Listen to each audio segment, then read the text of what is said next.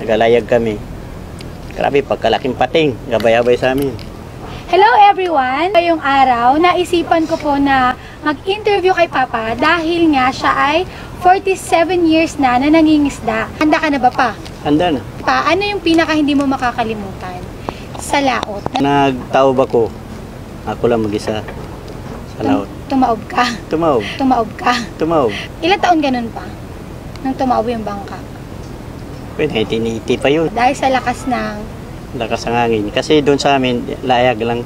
Dilayag ba? Walang sagwan? May sagwan. Pag walang hangin, sagwan. Pag may hangin, layag. Kasi ang hangin, talagang magtaob ka talaga. Pag malakas yung hangin, tataob. Yun pa, paano ka nakabalik sa Pangpang? Di kaya ano ko yung layag. Kasi sanay ako manisid eh. Yan ang trabaho namin sa amin, manisid.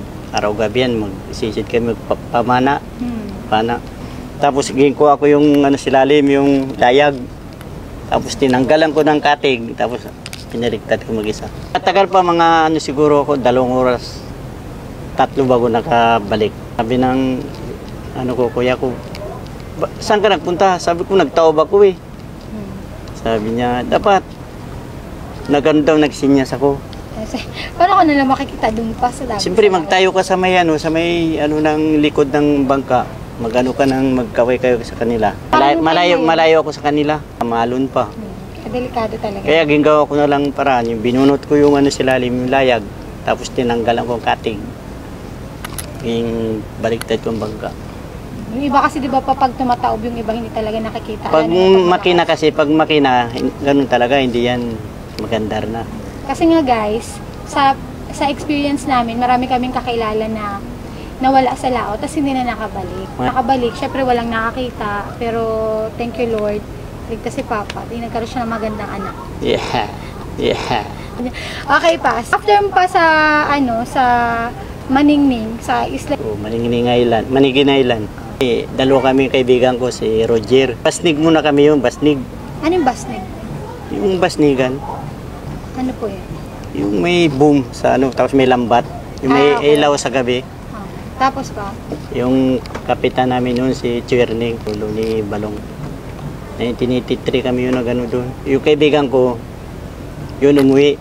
Umuwi sa Maningning. Ako, nagpaiwan lang ako doon. Ilang taon ka tumagal sa Mindoro? Simula nung 1983, nandun ako. 1985, nagsama na ako kay Juju yun ng sa Juju Maso. Saan ko na matagal ako sa kanya. Yung experience mo naman sa Mindoro na laot pa? Yung hindi ko makalimutan yung si Ninong Tano, may bangka na maliit yun. Tapos ako ang nagdadala. Bali layla kami service. Doon kami nagalawat yung sa Philippine Sea, doon kami. Tapos ako ilayla nila. Kalmada pa yung pag-alis namin ng Tumbod, kalmada. Palawat kami. Nung mga 2 araw kami sa laut, naglakas. Lumakas ng norte, lakas. Hindi ko makalimutan doon, yung nakatali kami sa kanila. Grabe alon, kalalaki. May lubid na yung may ilayla lubid sa amin, ilayla kami. Tapos nung nakapundo kami sa gabi, grabe, kalalaki alon. Hindi ko makalimutan talaga yung kasi walang kamarote yun. May kaunting bumper lang. 5 kami katao. Ako doon nagtulog sa may ng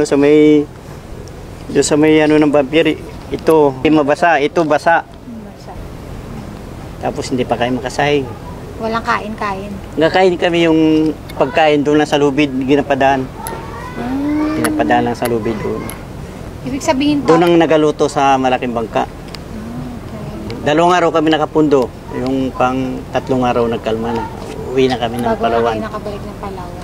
Kaya pag mga ganun pa, ibig sabihin may ma-experience kayo. Lalo na noon walang windy. Walang walang radyo. Lang, yung rims lang kami nakikita. Meron pala kayong radyo dati. Kasi pag abutin ang norte doon sa West Philippines, malakas talaga doon. Paano yung experience mo naman nung nandito ka na sa Palawan na nangingisda? Kasi dati si Papa, yung maliit na bangka lang yung dala niya. Ibig sabihin layag. Hanggang sa Mindoro, sagwan. Yung dimotora na. Meron na may sagwanan doon. Sagwanan. Nagsama pa ko sagwanan doon. Sagwanan pa. Pagpunta ng Palawan, ang dala na ni Papa ay mother boat. Ibig sabihin nun guys, yun yung malaking bangka na doon ilalagay yung mga maliliit na bangka na dimotoran yung tinatawag, dimotoran. Dito naman, mas okay dito kaysa West Philippines Sea. May mga radyo na yun, naka-monitor na sa pag-asa. Madali nila, namamonitor na nila guys, ibig sabihin. Monitor, mas okay dito. Updated na, ganyan, mas may maiingatan. Kasi katulad niyan, pag may paparating na bagyo, alam nila kung kailan. Hindi sila magpapalaot. Yung mga radyo man na mga ICOM, 718, kasi mayroong mga sa mga Navy, may mga may mga kontak na kami kung kung malakas ngayong araw, kinabukasan, kalmada. Kami ng panahon na ito, malakas bukas. Pag makaano kami sa radyo, o bukas magalakas, patabi na kayo, yung mas okay dito. Wala naman kayo na-encounter pa na yung nagkamali kayo ng area tapos nahuli kayo, ganun. Wala Ako. Nahuli ka na dito sa Palawan? Mga tao ko. Nahuli sila. Anim yata, 5 sila katao. Sa doon sa may China. Kaya pag lumampas ka doon, saan yun? Pero ang area ko, yung sa motherboat, kasi ang sabi ko sa mga tao, ito boundary na ito. Doon ako sa may mga 5 milya ang boundary. Kasi may mga mapping kami, may alam namin kung may mga parin ako, tapos sukat kung saan ilan ang layo sa boundary. So, boundary, malapit ang boundary dyan, 5 milya na lang. Yun, sila pumasok doon. 7 buwan yun sila. 7 months. So guys, kapag pala lumampas tayo sa territory, kung saan lang talaga tayo, pagka nahuli po sa China, ganyan, kaya pala talaga ng 7 months, yung iba taon, di ba pa? Yun nga, nalaman nga namin na ganun yung nangyayari. Hindi pala makakauwi agad kapag nahuli. Ngayon, paano naman yung kakaibang bagay na nakita mo sa laot? Sa laot? Pag yung nakikita ko sa laot kasi ay kalmada. Tapos yung may alon bigla na, sabi, kalma yan siya. Tapos may mga malalaki ba kalmada yan, may nakikita ka na gulong. Yan, mga kinabukasan magalakas na yan. Kasi yung ginabantayan ko rin minsan. Yung alon. Kalmada, patag yan. Tapos may mag-alon ba ng Ibig sabihin pa, parang nasa bangka kayo, tapos patag yung dagat. Tapos may nagagulong ba, may kita mo na, may paratingin yan malakas. Lalakas na yung kasi yan din ang turo sa akin ng tatay ko sa amin. Nang panahon walang mga talaga, walang radyo. Yan ang ginabantayan nila. Pag kalmada, pag may mga gulong-gulong magadating, may hangin yan may mga paratingin. Ang kanilang sign na parang medyo may palating na lakas na alon, ganyan. Kapag patag daw, tapos biglang gumanon-ganon yung dagat. Alon. Oo, una muna yan ng gulong bo, tapos mamaya tapos lalakas na. Tapos ganito pa rin, yung hindi ko makalimutan talaga rin turo sa akin ng tatay ko, yung di ba kung bisan sa gabi yung may nagailaw yan ng dagat yung tawag sa amin na magamag, gano'n, nagatakbo. Pag yung magamag magpunta sa tabi, mga ilang araw, may hangin, malakas din yan. Kasi umiilaw siya sa yung si babaw, nagaguwit lang siya ganyan. Kung nga magaling sa tabi, palaot, yan, kalmada yan. Pero pag palaot, papuntang tabi, may lakas. Hindi ko makalimutan yan ng turo sa akin tatay ko. Natuwa ko pag maraming huli ng mga tao. Doon ka masaya sa maraming huli. Pero kapag nakita sa dagat pa sa ilalim, nakakaibang isda. Mga butanting, ganun kita namin. Kasi bawal man yan, hindi man yan ginuhuli namin. Yung ba, ibig sabihin yung bangka, nakita mo na lang dyan yung malalaking silalim. Hindi ba pa mas malaki pa sa bangka? Mas malaki pa. Oo, yung balyina. Malaki pa yan sa bangka, mahaba. Buti pa hindi gumaganon sa nyo. Wala, mahirap yan pag nagatakbo ka. Tapos pag magbombang ka, biglang kasi nagatalon siya, nagalabas lang yan ng likod. Mahirap yun pag magitna ng bangka mo, bali yun ang kasko. Pero na yung nangyari sa Mindoro, minabali na yan Talon na sa ilalim, bali ang kasko.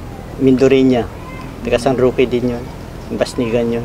Nung time na yun, aling kami sa Maningning, nagalayag kami. Grabe, pagkalaking pating, gabay-abay sa amin.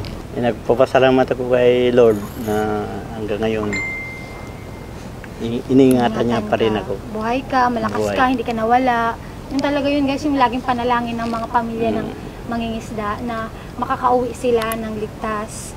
Kasi marami talagang mangingisda na pag naka-enkwentro ng malakas o bagyo, hindi Kaya na nakakabalik. pag sa laot, pag nakauwi ang mga tao kong ligtas, sabi ko, Lord, salamat. Halaga guys, ligtas ang mga mangingisda na bumalik sa kanilang pamilya.